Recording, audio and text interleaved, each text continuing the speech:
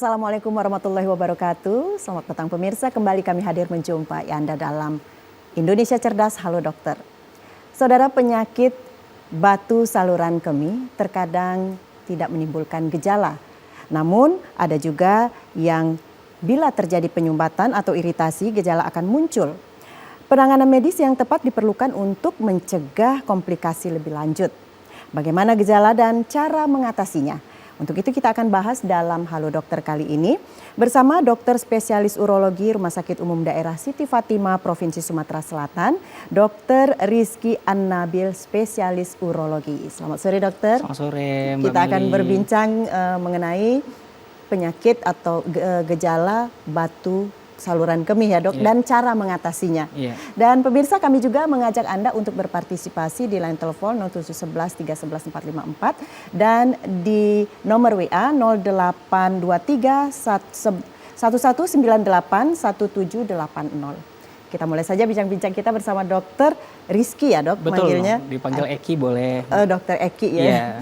Ya, dokter, sebetulnya penyakit atau gejala dari batu saluran kemih ini seperti apa ya dok? Ya, sebenarnya Assalamualaikum warahmatullahi wabarakatuh. Saya Rizky, bisa dipanggil Eki. Ya, sebenarnya batu saluran kemih sudah umum ya, atau memang sudah masyarakat sebenarnya banyak sudah tahu, tapi memang kadang-kadang ada salah kaprah atau misinformasi. Jadi sebenarnya penyakit batu saluran kemih ini itu melibatkan organ-organ di saluran kemih itu sendiri, Mbak. Mulai dari ginjal, dari ureter, dari buli, dari uretra, yaitu sebenarnya kalau bisa dibilang satu sistem. Dimanapun ada batu ini, mau batunya ada satu, ada dua, mau ada gejala, mau nggak ada gejala, itu sudah bisa disebut si pasien atau orang tersebut menderita sakit batu di saluran kemih. Memang umumnya di awalnya dia tidak akan ada gejala, apalagi kalau batunya berada di ginjal atau di kandung kencing, karena dia organnya besar, jadi batunya tidak menyumbat. Nah, kalau batunya sudah bermigrasi atau jatuh turun ke saluran yang lebih sempit, biasanya dia akan menyebabkan sumbatan. Nah, disitulah kadang-kadang timbul sakit yang bersifat kalau kita bilangnya kolik. Kolik itu hilang timbul tapi rasanya sangat sakit, hebat. Tidak bisa ditahan sama pasien. Nah, pada saat inilah biasanya pasien berobat ke dokter seperti itu, Mbak. Iya, biasanya penyebab sehingga terjadinya batu saluran kemih ini apa ya dok? Apakah dari makanan atau minuman gitu? Betul. Nah, sebenarnya prinsipnya ini menarik nih Mbak, karena saya juga beberapa waktu ini sudah memikirkan gimana ya supaya gampang menjelaskannya sama pemirsa ya, sama yang nonton juga. Itu kalau diibaratkan, semua kita kan suka ngopi ya. Kalau diibaratkan tuh kita menyeduh kopi itu gimana sih kondisinya kalau kopi itu bubuknya terlalu banyak, itu berarti kan pilihannya satu, kopinya terlalu banyak, dua, airnya terlalu sedikit.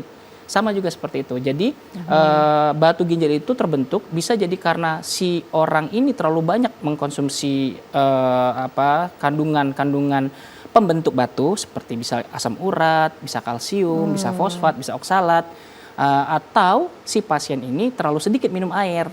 Jadi dia mengalami keadaan namanya hipersaturasi, kondisi di mana pekat ya, urinnya pekat, bisa terbentuk batu. Jadi umumnya sih seperti itu. Jadi atau bisa juga ada pasien bawaan, Mbak.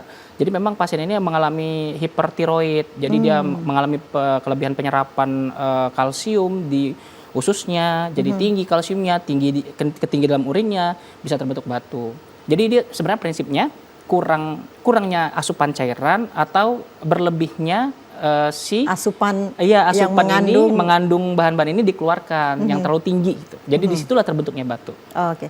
Misalnya makanan seperti apa ya dok yang harus kita banyak minum gitu untuk menghindari penyakit batu saluran kemih ini ya? Oke, sebenarnya kalau kita kelompokkan, kalau mau sedikit ilmiah ya, kalau kita sedikit ilmiah, kita kelompokkan batu itu ada batu infeksi, ada batu non infeksi, sama ada batu yang dalam tanda kutip keturunan. Memang dia bawaan. Genetik juga mempengaruhi ya dok? Iya, contohnya kalau ada pemirsa yang sudah baca, bisa baca juga di Google. Contohnya batu santin, batu sistin, itu genetik, Mbak. Ya, jadi dia diturunkan. Jadi misalnya kita memang ada kerabat, ada orang tua atau ada kakak adik atau ya famili lah ya, ada menderita batu.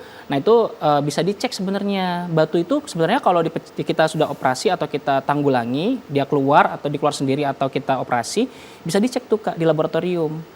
jenisnya apa. Nah dari situ kita bisa tahu, ini kalau jenisnya ini dia akibat kelebihan konsumsi ini, atau karena dia kurang minum, atau karena keturunan seperti itu. Tapi harus melalui laboratorium dulu ya dok ya untuk menentukan ini, karena dia endapannya itu berbeda berarti. Yes, jadi pembentuk batu itu setiap orang itu misalnya ada si A, B, C, D, E, itu belum tentu semuanya sama. Bisa si A ada asam urat, si B ini batu infeksi, bisa si C ini batu kalsium. Jadi dia memang betul-betul tergantung apa sih metabolisme dalam tubuh pasien. Ya, ada juga nih dok, mungkin mitos juga ya, kalau banyak makan seperti kedelai, biji kacang kedelai gitu, nah mungkin dia akan terbentuk purin yang tinggi gitu ya. Betul juga ya dok. Betul, itu bukan mitos ya. Bukan. Jadi gini, sebenarnya kita ini ada tubuh kita ini punya siklus metabolisme. Iya. Optimalnya itu biasanya umumnya sampai umur 40 tahun, 30 tahun, 40 tahun boleh lah. Itu metabolisme tuh masih cepat, Mbak. Jadi kita makan banyak, keluar bisa banyak. Sehat gitu ya, maksudnya bisa dimetabolisme dengan baik.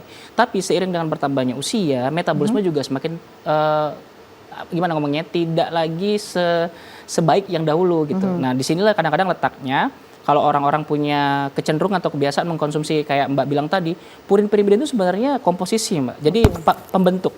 Kalau dalam makanan itu kayak misalnya kalau sehari-hari kita ini kacang-kacangan, terus tahu, tempe seperti itu ya dok. Kayak ikan sarden kaleng, yang yang kalengan protein tapi yang dikaleng di dalam bentuk kaleng, sama sayuran-sayuran hijau. Beberapa jenis makanan ini memang tinggi asam urat. Asam urat itu sebenarnya terdiri kompos of purin dan pirimidin ya, ada purin dan pirimidin itu. Berarti kalau tadi dokter bilang bahwa di usia-usia 40 gitu sudah harus mengurangi gitu ya dok? Ya sebenarnya sih karena metabolismenya nggak sebaik muda ya. Jadi memang orang sehat pun harus menjaga kesehatan. Apalagi memang udah ada kecenderungan nih. Kan sekarang sudah sering tuh Kak, orang nih cek, ada gampang ya cek asam urat cuma lewat di ujung tangan. Itu orang bisa tahu tuh kadar asam urat saya berapa ya. Kalau dia sudah punya kadar asam urat yang tinggi di usia muda, itu harus hati-hati. Karena salah satu bahan atau zat pembentuk batu itu ya asam urat. Makanya kita biasanya itu di terapi juga di refer atau diminta dokter penyakit dalam untuk menangani di bagian metabolismenya ya. Sebelum terbentuk batu. Kalau sudah terbentuk batu jadi ke urologi dia. Dia tetap ke sana. Nah, kalau begitu dok berarti ada semacam batasan kita untuk mengetahui gitu bahwa dari ini batu saluran kemih atau ini batu ginjal. Ya, sebenarnya satu kesatuan saya bilang tadi. Sebenarnya saluran kemih itu terdiri dari ginjal, ureter, dia kayak pipa menyambungkan ginjal dengan kandung kencing kita. Itu yang kita kadang-kadang kalau pasien bilang ini suka saya kebelet nih. Nah, perasaan kebelet itu dari kandung kencing. Itu juga masih bagian dari saluran kemih.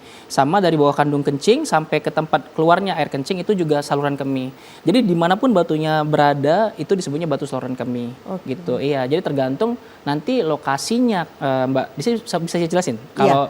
Kalau misalnya sedikit ya, kalau misalnya batu ginjal, dia itu umumnya menjalarnya ke umbilikus atau kalau kita bilang ke udel. Jadi dia bukan berarti sakit di ginjalnya gitu ya? Enggak, tapi memang sumbernya umumnya tuh berada di pinggang. Kalau dia di ginjal ya, atau dia di saluran ureter, kita bilang ureter tuh saluran yang menghubungkan organ ginjal dengan organ kandung kencing. Di saluran bisa juga dia Mbak. Jadi dia terhimpit di saluran. Nah kalau dia di setengah atas saluran dan di ginjal biasanya dia menjalarnya ke umbilikus. Tapi kalau dia sudah setengah bawah sama kandung kencing biasanya menjalarnya ke bagian kemaluan dan paha bagian dalam. Gitu. Tapi kalau dia sudah di kandung kencing itu keluhannya kalau kita orang Palembang bilang anyang-anyangan ya. Jadi rasa kencing, mau kencing lagi. Tapi sedikit-sedikit gitu ya dok? Nah tapi kita lihat juga kasusnya ada juga itu gara-gara infeksi. Beda-beda, tergantung hasil laboratorium urinalisa atau USG atau ronsen. Sepanjang ini yang bisa persentasenya gitu ya dok ya terdampak atau terkena dari infeksi saluran kemih ini di usia rentang berapa ya dok? Sebenarnya atau berapa persen deh sekarang di Indonesia? Kalau data infeksi saluran kemih menyebabkan batu sih saya belum ada literatur yang saya bisa sampaikan. Cuman memang ada hubungan antara infeksi saluran kemih berulang dengan terjadinya batu. Karena kan saluran kemih itu kalau dia infeksi berulang tuh bisa jadi dia sel imun dan bakteri yang sudah ibaratnya tuh berantem gitu ya Mbak ya, berantem bisa jadi bersatu membuat zat sisa. Nah, zat sisa ini bisa jadi nidus. Nidus itu namanya ibaratnya inti dari batu. Jadi awalnya dia dari situ terus ditempelin asam urat, ditempelin kalsium, ditempelin oksalat. Jadi terbentuk batu. Jadi apalagi kalau berulang, berarti kan makin banyak zat sisa dari bakteri dan si sel imun ini ada di dalam saluran kencing kita, maka akan semakin besar kemungkinan terjadinya terbentuk batu itu. Nah, kalau kita sudah didiagnosa bahwa ini batu saluran kemih ya, entah itu di ginjal atau di saluran, memang satu-satu cara adalah operasi ya, Dok? Oh enggak, ini sebenarnya memang juga makasih juga Mbak Meli udah ditanya. Ini juga kadang-kadang kalau udah ini batu nih, harus dioperasi enggak? Pasien juga udah under aja.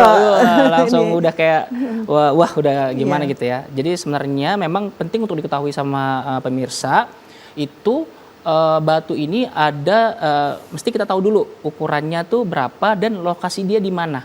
Kalau lokasi dia di ginjal tapi di bagian bawah bukan di ginjal di bagian atas bukan di bagian bawah, atau dia di saluran atau dia di kandung kencing tapi ukurannya di bawah 6 mili ya, ada yang bisa dibilang 7 mili, ada di bawah bilang 6 mili.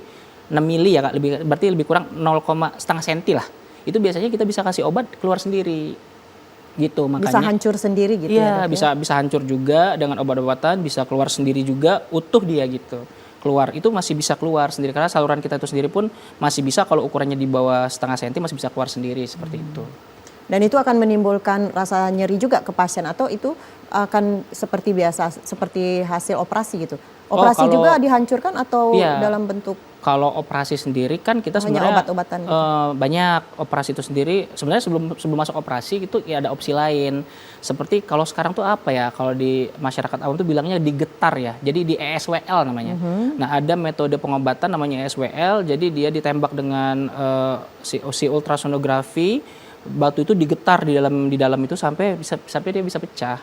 Nah, biasanya batu itu bisa pecah kalau dia tidak padat ya, bukan jenis-jenis batu kalsium. Tapi kalau batu-batu yang keras, padat itu nggak bisa dia. Ada juga yang seperti sampai padat gitu ya, Dok? Ada. Jadi batu itu ada kepadatan. Dan jadi ada batu yang paling padat itu yang kalsium fosfat, kalsium oksalat. Nah, itu yang batu-batu yang mengandung kalsium itu dia keras. Tapi ada juga batu yang tidak terlalu keras seperti asam urat, itu dia bisa lebih mudah hancur ketimbang batu-batu kalsium. Kalau kita sudah mengetahui bahwa kita ada gejala batu saluran kemih ini, apakah ada juga efek samping atau dampak lain ke penyakit lainnya, Dok? Bisa. Ke penyakit lain. Sangat bisa itu, Mbak. Jadi kalau misalkan kita sudah tahu ada batu, apalagi batu itu di kedua sisi ya, kan kita ada 2 ginjal ya, ada 2 ginjal, dua ginjal ini kan kita memproduksi urin atau air kemih. Nah, itu kalau dua-duanya ada batu, itu bisa tersumbat dua-duanya, Mbak. Nah, ini kondisi kalau udah tersumbat dua-duanya, ini bisa mengakibatkan orang gagal ginjal akut. Nah, itu kadang-kadang yang membuat... Kita akan kembali lagi dengan membahas gimana sih ginjal akut itu ya, Dok ya, tapi setelah promo yang berikut ini. Baik pemirsa, kami akan segera melanjutkan berbincang kita sore ini, namun sebelumnya kita simak terlebih dahulu yang berikut ini.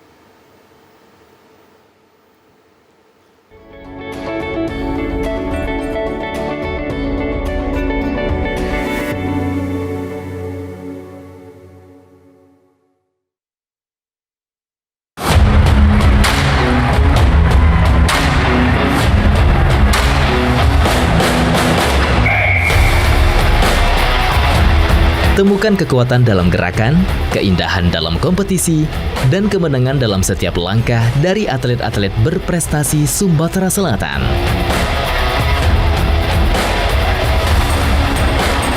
Hanya di TVRI Sumatera Selatan.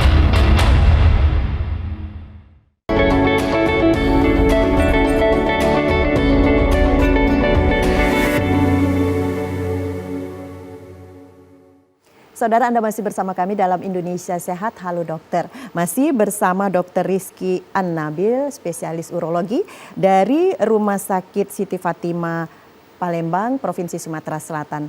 Baik, kami juga mengajak Anda untuk berpartisipasi di acara ini di line telepon 0711 311 454 dan di nomor WA 0823 1198 1790. Kami tunggu pertanyaan Anda bersama dokter kami di sini. Baik dokter, kita lanjutkan bahwa tadi ada infeksi saluran ginjal juga kalau kita tidak langsung peduli ataupun langsung intens untuk mengobati batu kemih ini. Seperti apa ya kalau misalnya sudah terjadi infeksi juga di ginjalnya, dok?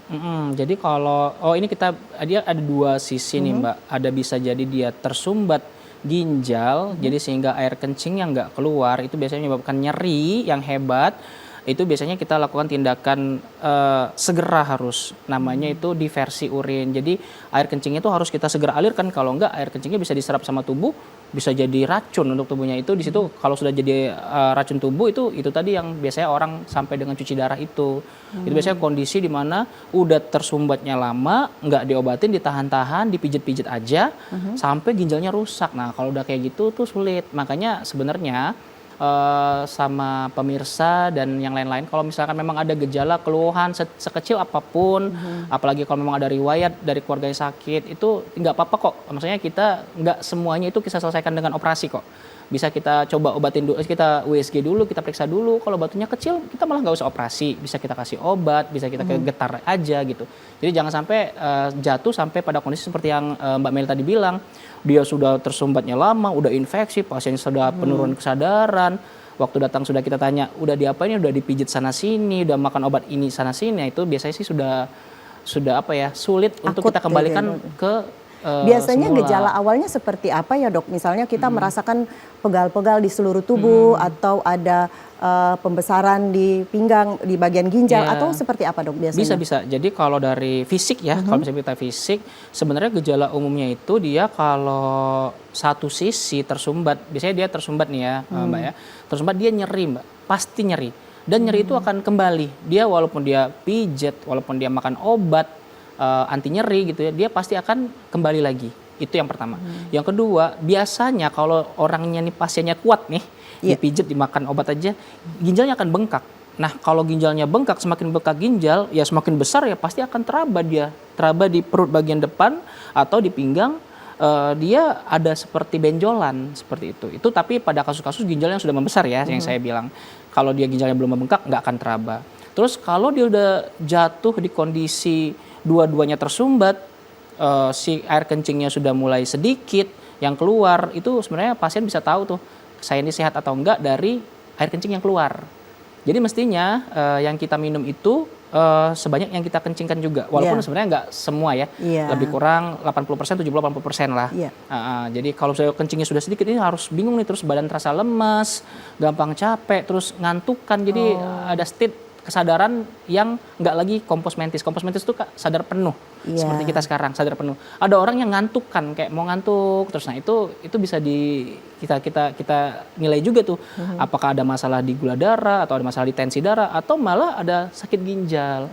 Jadi sebenarnya gejala-gejala umumnya sih seperti itu. Iya, kadang-kadang kita sulit membedakan ya dok ya. Betul. Yang urinnya sedikit, maksudnya pipisnya sedikit dengan yang sering kencing gitu. Nah itu juga ada kaitannya nggak dengan gejala batu saluran kemih ini? Betul. Nah ini juga menarik banget yang disampaikan sama Mbak Meli ya, karena semuanya terhubung nih.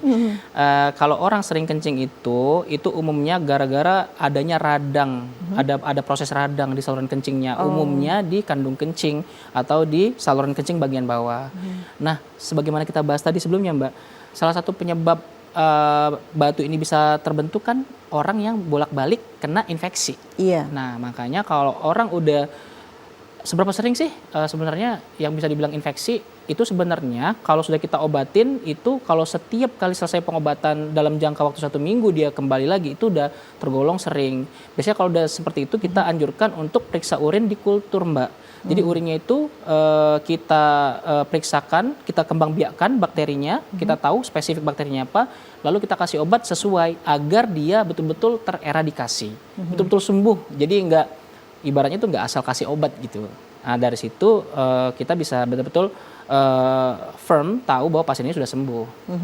Gitu Ya, sih. berarti memang kita itu harus dari awal kita ini sendiri ya dok, deteksi sendiri dulu ya bahwa Betul. ini kencing yang memang sudah tidak normal gitu kalau Betul. sudah terlalu sering Iya. gitu ya dok ya. Sebenarnya kan dari kita sendiri tuh tahu ya, karena kita setiap hari kan dengan tubuh kita pasti tahu tuh.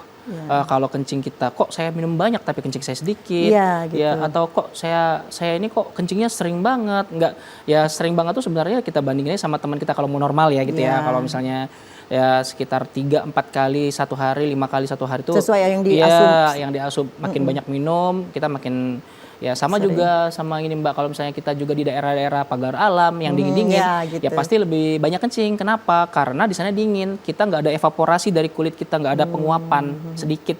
Jadi air tuh dikeluarin kan banyak dari penguapan dari Iya. kencing.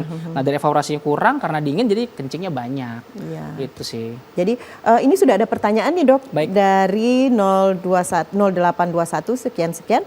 Dokter izin bertanya dari Citra di Pangkalan Balai. Baik. Bagaimana cara menjaga kesehatan saluran kemih sehari-hari agar terhindar dari infeksi? Baik, ini pertanyaan yang bagus dari Kak Citra ya. Iya. Ini sebenarnya Kak Citra itu simple banget untuk menjaga kesehatan saluran kemih kita. So simple. Kita minum air mineral lebih kurang 2 liter sampai 2,5 liter per hari. Nah, sebenarnya itu aja. Dalam satu hari 24 jam 24 gitu ya dok? jam, iya. Kalau misalnya semakin banyak aktivitas kita, artinya semakin banyak kita berkeringat, boleh kita tingkatkan. Air mineral loh ya Mbak ya. Air mineral bukan teh-tehan, Iya. kopi-kopian, atau kopi susu, atau teh susu. Minuman kemasan gitu ya Yes, dok ya? minuman kemasan, minuman saset.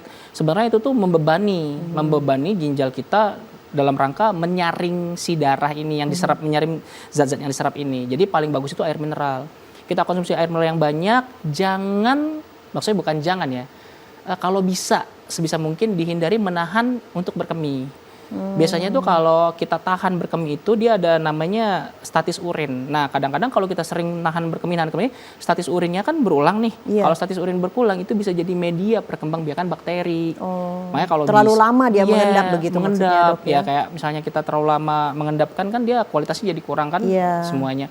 Gitu juga badan kita kalau kita terlalu sering nahan berkemih, maka bisa jadi meningkatkan faktor risiko kita terkena infeksi. Paling penting minum air mineral yang cukup. Itu paling penting. Ya, nah ini ada juga berkembang di informasi-informasi, literasi-literasi yang Yes. kita baca ya dok ya, bahwa kerja ginjal itu tetap harus kita batasi. Artinya untuk kita minum itu tidak sepanjang 24 jam. Misalnya kita tidur nih jam 9 malam, Ya. tiba-tiba kita kadang terbangun jam 11 kita langsung minum lagi gitu. Dengan asumsi kita bahwa ginjal kita agar bersih gitu ya. Iya. Apakah itu dibenarkan ya dok? Minum sepanjang malam itu juga nggak apa-apa? Sebenarnya sih balik lagi. Ada literasi bahwa ini istirahat ginjal saat ginjal istirahat gitu Oh maksudnya. enggak, oh iya ya, Iya. paham saya ya. Ya sebenarnya sih ginjal itu enggak secara apa sih langsung menyerap air yang kita minum, enggak.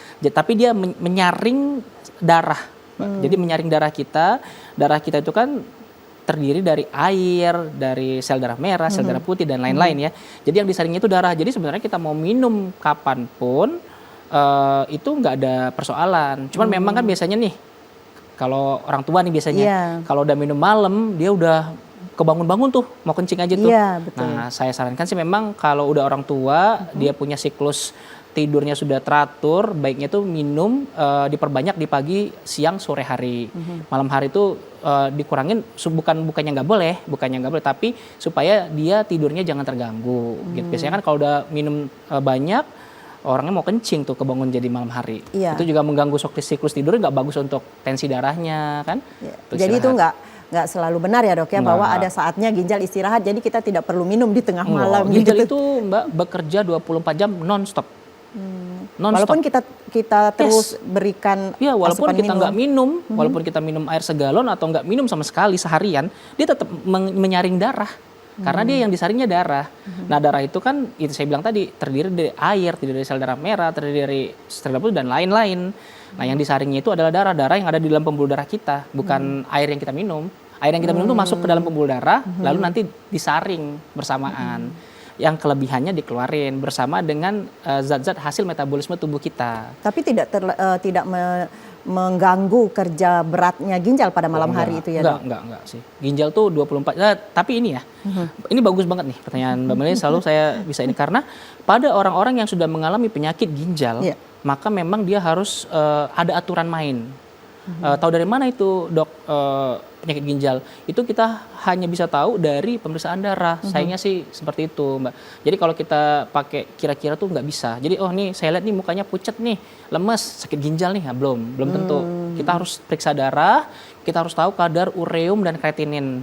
Biasanya itu sebagai indikator yang dipakai sebagai pengetahui banyak orang mengalami sakit ginjal atau enggak. Nah dari situ baru kita berbicara, ini pasien sakit ginjal belum sih? Kalau dia sakit ginjal maka ada aturan main, konsumsi air, konsumsi protein, konsumsi gula, konsumsi asam urat kalau asam uratnya tinggi, itu ada aturannya. Tapi kalau dia masih sehat-sehat aja, ya kita nggak ada ini sih.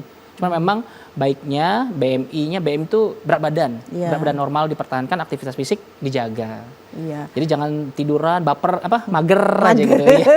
Mageran tuh nggak bagus. Mageran, iya. Baik dokter, sudah ada pertanyaan lagi dari Mbak Fitri di Palembang ini. Dokter, apakah penembakan batu ginjal tersebut dapat menimbulkan efek samping ke depannya gitu? Bisa dijelaskan, Dok? Baik, jadi Mbak Fitri, terima kasih banyak pertanyaannya, bagus banget ya. Ini untuk edukasi ke masyarakat juga. Jadi penembakan batu ginjal itu kita ada menggunakan dua metode gitu. Menggunakan dua tenaga sebenarnya. Ada tenaga pneumatik atau kita sebut dengan penembak dari udara, atau juga dengan menggunakan laser. Nah, alhamdulillah sih kedua itu ada di Rumah Sakit Siti Fatimah ya, keduanya ada. Nah, kalau kita menggunakan laser itu sebetulnya lebih aman, tapi memang dia semuanya itu operator based. Jadi tergantung dengan si operator, makin mahir dia memainkan instrumentasi itu, maka makin baik. Tentu dalam hal-hal tertentu bisa juga dalam proses pemecahan batu ginjal ini si salurannya itu mengalami iritasi atau luka akibat batu, bukan akibat lasernya ya, bukan akibat pemecahnya. Kalau dia batu itu sudah sangat lama di situ sehingga dia sudah menempel ke mukosa, ke si dagingnya si saluran ini, maka pasti waktu kita hancurkan dia akan lepas dari mukosa itu dengan meninggalkan luka.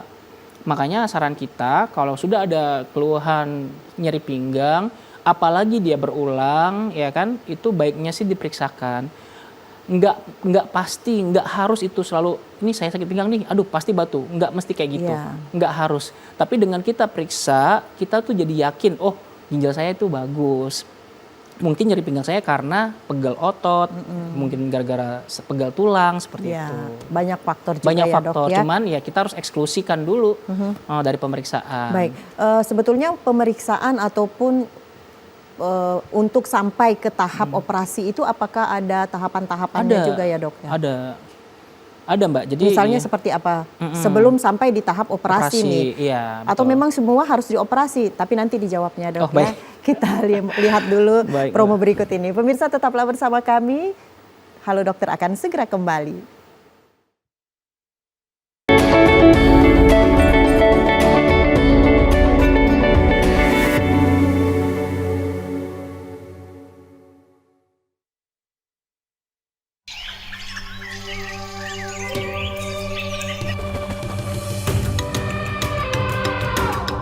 Taman Nasional Waikambas, kawasan konservasi dengan luas sekitar 125.000 hektar, kaya akan satwa liar dan menjadi habitat gajah Sumatera, Elepas maximus sumatranus.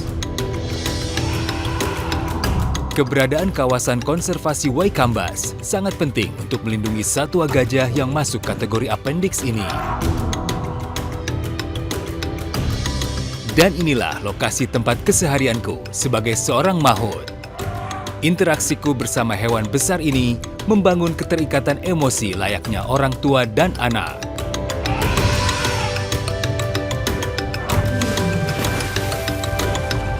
Gajah merupakan hewan sosial yang cerdas dan memiliki ingatan yang kuat. Hewan besar berbelalai panjang ini sangat peka dan berkomunikasi melalui sentuhan, penciuman, juga suara.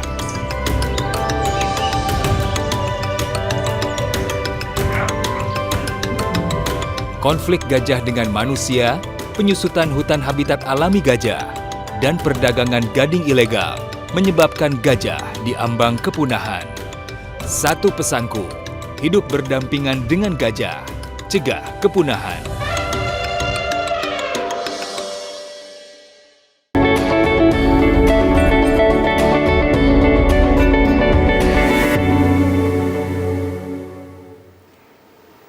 Saudara, terima kasih Anda masih bersama kami dalam Indonesia Cerdas Halo Dokter. Masih bersama Dr. Rizky An-Nabil, spesialis urologi dari Rumah Sakit Umum Daerah Siti Fatimah Palembang, Provinsi Sumatera Selatan. Ya nih Dok, ngobrol-ngobrol, dokter prakteknya hari apa di Siti Fatimah? Ya, jadwalnya. Pemirsa mungkin bertanya-tanya juga nih dokter, saya pengen berobat sama dokter, di jadwalnya kapan gitu ya? Iya betul. Jadi sebelumnya Mbak, kalau izin saya perkenalkan juga di Siti Fatimah itu ada 3 dokter urologi. Yang pertama Dr. Adriansa, yang kedua Dr. Rio, yang ketiga saya. Saya sendiri saat ini prakteknya di hari Kamis, Jumat, dan Sabtu di jam 3 sampai 5 sore. Kalau mau sebenarnya sama ya, teman saya Dr. Rio juga prakteknya di Siti Fatimah di Senin, Selasa, Rabu di jam 3 sampai 5 sore juga. Sedangkan Dr. Adriansa sekarang lagi ngambil sekolah lagi Mbak, sekolah pediatrik, sekolah urologi anak-anak 6 bulan, tapi beliau juga masih praktek di hari Jumat dan Sabtu di pagi hari. Iya, berarti tiap hari ada ya untuk penyakit urologi ini ya, pemeriksaan urologi ini ya Dok ya. Dan ini biarpun dokter Rizky tidak standby di hari Senin sampai Rabu, artinya Kamis, Jumat, Sabtu tadi ya, ada dokter lain yang bisa ini di jam juga yang sama. Tapi untuk pengobatan ini ada juga diklaim ke BPJS Dok? Ada, bisa? jadi ya memang kita ke Rumah Sakit Siti Fatimah itu kerjasama sama BPJS dan kebanyakan pasiennya memang pasien BPJS. Makanya tadi saya bilang ke pemirsa semua sama orang-orang yang nonton di rumah, jangan takut untuk berobat. Jadi tidak selalu kita berobat itu harus vonisnya tuh selalu mengerikan atau menakutkan. Jadi ya ada baiknya kita sadar diri, lebih aware gitu ya Mbak untuk kesehatan kita. Kalau dia ada sakit dimanapun sakitnya yang berulang, boleh diperiksakan. Dan yang jelas bisa diklaim oleh BPJS bisa ya. Dong. Tapi saat ini ada diskon nggak untuk ada promo nggak gitu untuk di Siti Fatimah? Kalau promo-promo yang saya tahu itu mungkin saya kurang informasi juga ya kalau masalah promo ya. Cuman kalau BPJS sih saya bisa jamin sih itu kita full service untuk BPJS dan bisa cover.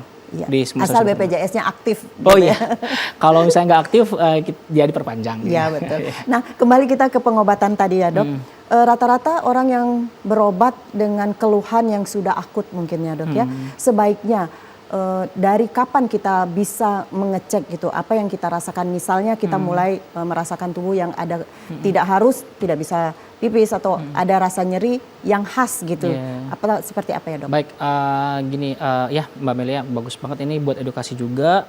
Sebenarnya kalau di urologi ini kita ada gejala-gejala memang yang harus kita bawa ke dokter nih. Waspadai gitu Waspadai. ya. Yang pertama itu nyeri pinggang yang berulang.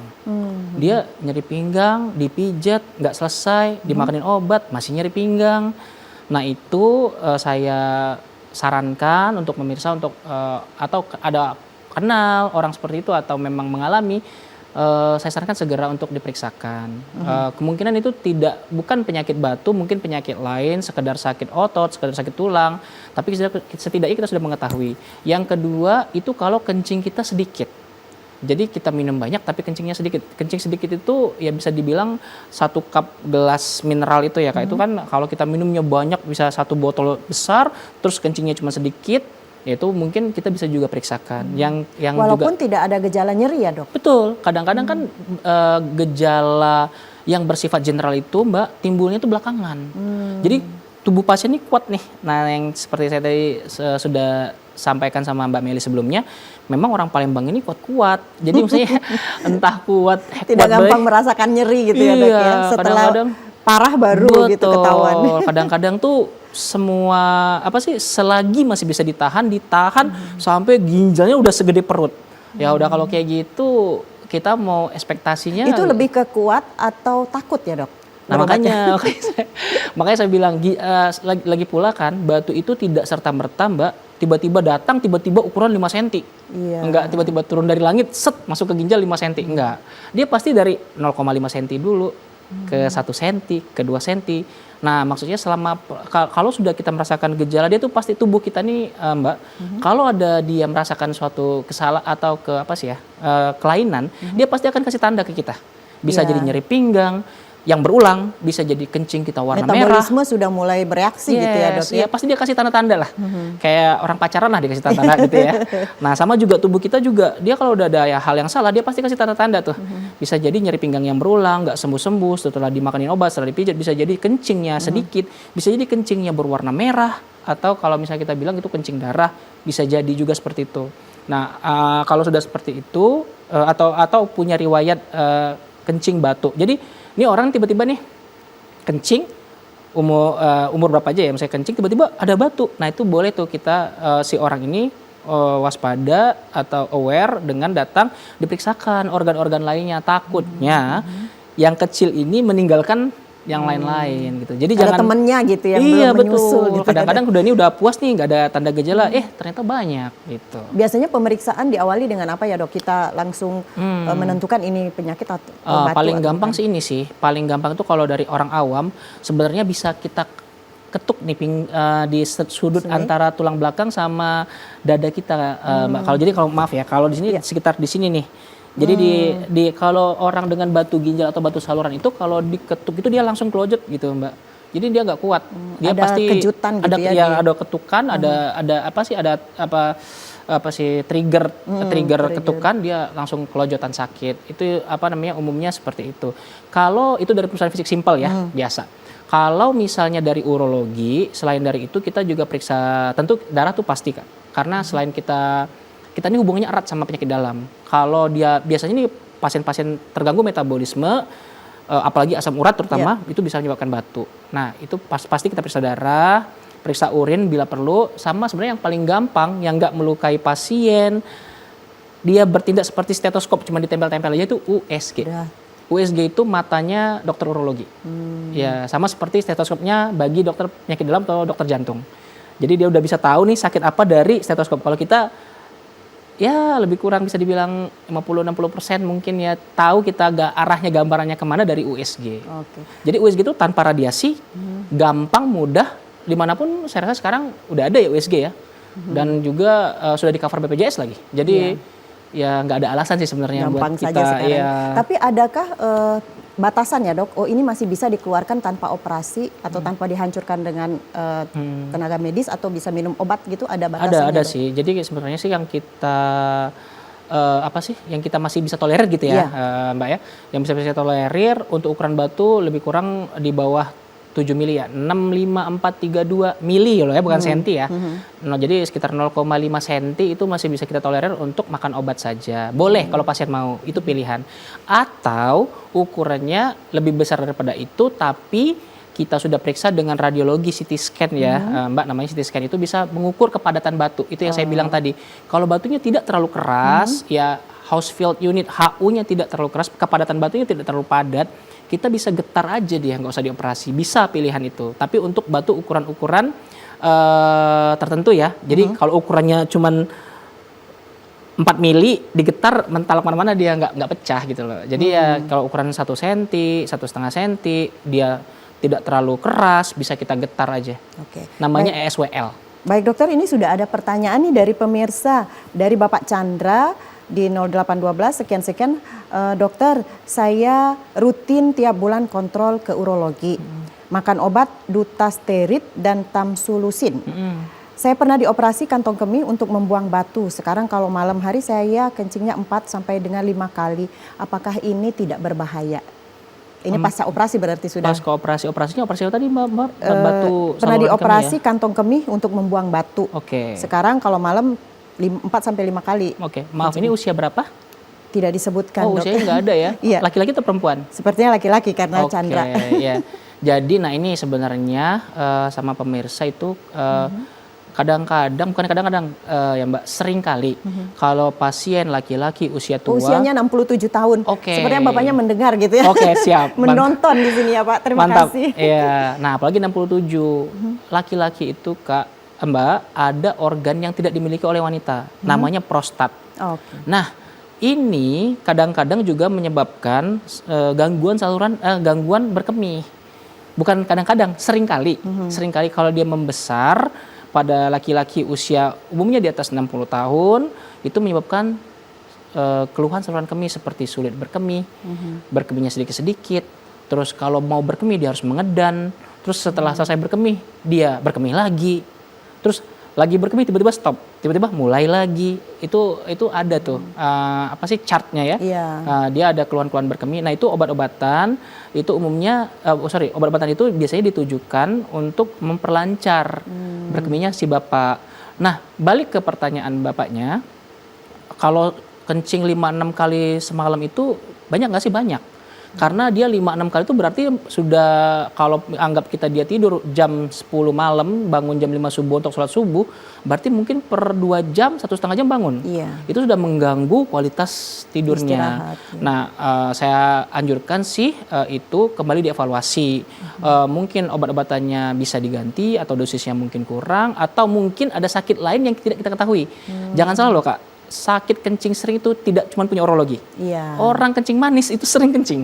Jadi kita harus holistik menilai keluhan itu tidak cuma dari satu pandangan, tapi kita harus lihat juga ada nggak gangguan metabolisme, ada nggak gangguan hipertensi, ada nggak gangguan gula darah kayak gitu.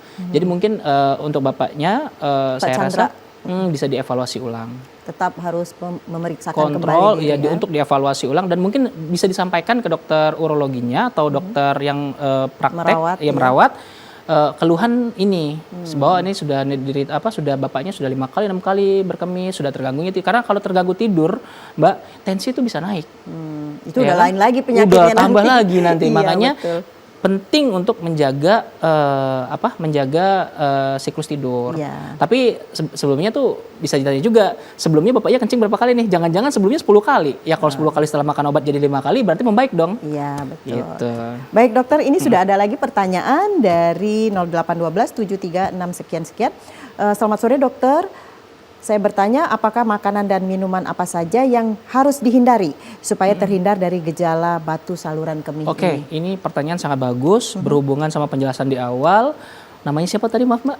Dari Bu Uli. Bu Uli. Bagus banget ini pertanyaan Bu Uli, saya apresiasi. Itu sudah seperti yang saya cerita sama Mbak Meli sebelumnya, Bu Uli. Batu orang itu tidak semuanya sama. Nah, itu yang harus semuanya kita pahami dulu. Batu itu ada yang terdiri dari asam urat, ada yang terdiri dari kalsium fosfat, kalsium oksalat, ada santin, ada batu infeksi, amonium magnesium amonium fosfat, amonium urat. Nah, jadi kalau misalnya saya mau pukul rata nih Bu, jangan makan ini, terlalu banyak Mbak, terlalu banyak yang nggak bisa dimakan. Kalau semua jenis batu kita masukkan ke diet. Nah, jadi sebenarnya Bu, kalau mau spesifik itu misalnya nih ada keluarga atau kenalan ibu atau siapapun, itu si batunya harus diperiksakan di laboratorium. Dia terdiri dari apa sih? Nih batu terbentuk dari apa? Gitu. Kalau dia terbentuk dari asam urat, maka dietnya rendah asam urat. Kalau dia terbentuk dari kalsium, maka kita cari tahu ini pemasukan kalsiumnya yang berlebih atau ada gangguan metabolisme. Jadi disesuaikan seperti itu. Tapi secara umum kalau saya boleh jawab, itu yang paling bagus minum air mineral 2,5 liter sehari, target berkemihnya 2 liter sehari atau ya sesuai dengan minum ya. Olahraga teratur itu sangat penting dan menjaga berat tubuh normal. Gitu. Intinya memang harus berimbang ya dok ya, antara asupan dengan yang kita minum atau makan gitu. Betul. Baik dokter, nanti kita lanjut lagi. Sebelumnya kita simak yang berikut ini dulu. Tetaplah bersama kami pemirsa. Halo dokter akan segera kembali.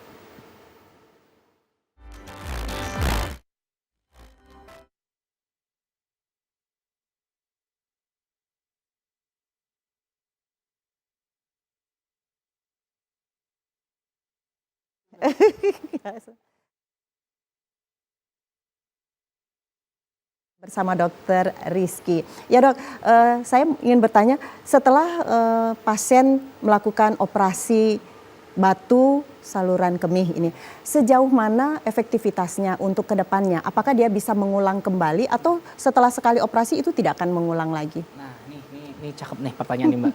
Karena kadang-kadang nih sama kayak quotes, kita bisa membeli tapi nggak bisa merawat. Iya gitu ya.